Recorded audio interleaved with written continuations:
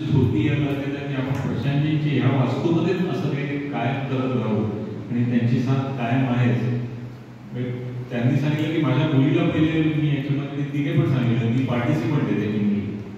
तर बऱ्याच ठिकाणी असं असतं ना की मी जर होस्ट असेल माझी जागा असेल तर माझे सगळे 5-10 जण येतील तुमच्यावर, पण त्यांचं एक तो अशी व्यक्ती आहे की माझ्या मुलीचे पैसे मी पहिले तुम्हाला पाठवतो.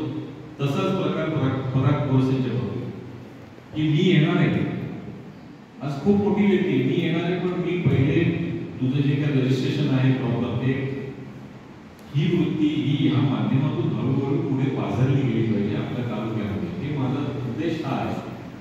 कर्जत म्हटल्यानंतर वडा आहे सगळं आहे, पण त्या पद्धतीने कलाकारांची सुद्धा ही भूमी आहे की इथे आरती प्रभू, बाळासाहेब ठाकरे ही सगळी मंडळी इथे राहून गेली. राम गणेश गडकरी सांगलीच आहे, त्यामुळे ही भूमी एवढी माती एवढी कलाधार्जिणी आहे, त्याच्यामुळे आपल्याला त्या पद्धतीने जो काही आणखी चांगलं करता आलं.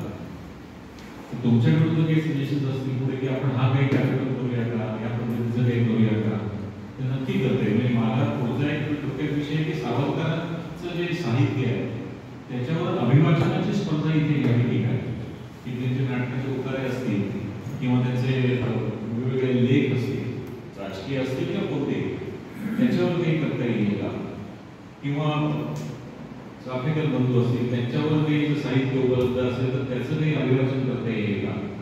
अशा पद्धतीचे की जे चिमाजी अप्पा असते, आपण थोरले बाजीरावांचं कर्तृत्व बघतो, पण त्याचबरोबर चिमाजी अप्पांचं त्यांच्या धाकट्या बंधूंचं पण ते तेवढंच कर्तृत्व आहे की बाजीरावांच्या सगळ्या मोहिमा आखल्या चिमाजी अप्पा. त्यामुळे अशी जी काही कर्तृत्व असलेली व्यक्ती आहे त्या ज्या मागे पडलेल्या आहेत किंवा तर त्यांचं आपल्याला इथे काही करता येऊ शकेल का, अशा पद्धतीचे काही त्या संकल्पना आहेत. किंवा एखादे कवी ग्रेस त्यांच्या कवितांचं काव्य वाचन असेल किंवा बाकीबाब असतील, बाबू बोलत असतील, तर अशा पद्धतीने काही करता आलं तर नक्की करूया. आणि प्रत्येकाला मी एक नक्की सांगेन की स्वामी चरणी कायम श्रद्धा ठेवा, कारण की त्या मागच्या 3 महिन्याने मी वेगळ्या आजारातून बाहेर पडलेलो आणि केवळ आपण स्वामी किंवा जी काही आपण ध्यानधारणा करतो, जी काही भक्ती करतो त्याच्यातूनच हे सगळं करतो. त्यांनीच हा मार्ग दाखवलेला आहे की चांगलं काहीतरी तू कर्तव्यकरांना देत जा, जे काही तुझे कॉन्टॅक्ट्स आहे, जे काही चांगलं करता येऊ शकते तर ते कर.